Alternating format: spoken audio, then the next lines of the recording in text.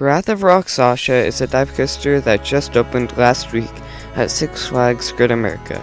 But will it be the best dive coaster in the world? This coaster holds the world record for the steepest drop on a dive coaster with a 96-degree drop and the most inversions on a dive coaster with 5. Now, because the name is so hard to pronounce, I'll be calling it Wrath of Rak for the rest of this video. Now let's dive into its layout.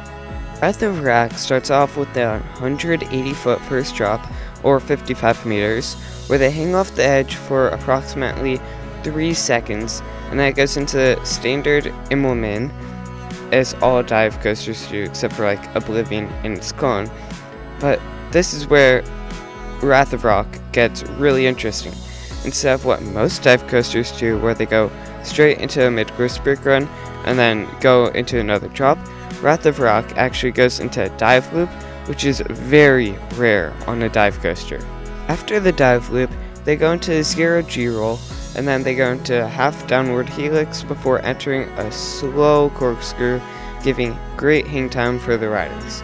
And finally, one more turnaround before hitting the final inversion, the barrel roll, giving even more hang time than before.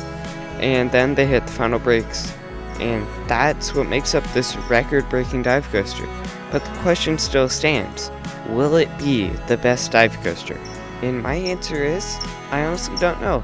It will be very close. I think that will be a top 3 dive coaster for sure, because it has such an insane, intense layout, and I think Wrath of Rak will be better than the original dive coasters like Griffin at Busch Gardens Williamsburg, but I think it might not be better than some of the newer ones. And no, I'm not talking about Iron Menace with its insane rattle.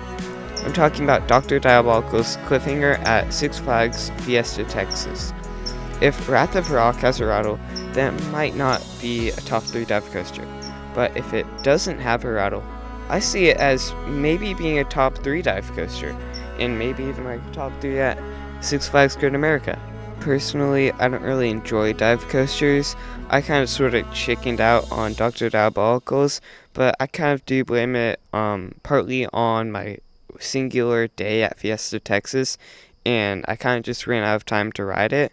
I just wanted to ride Iron Rattler a bunch and not Dr. Diabolical's, but I did ride Griffin and I didn't really enjoy it.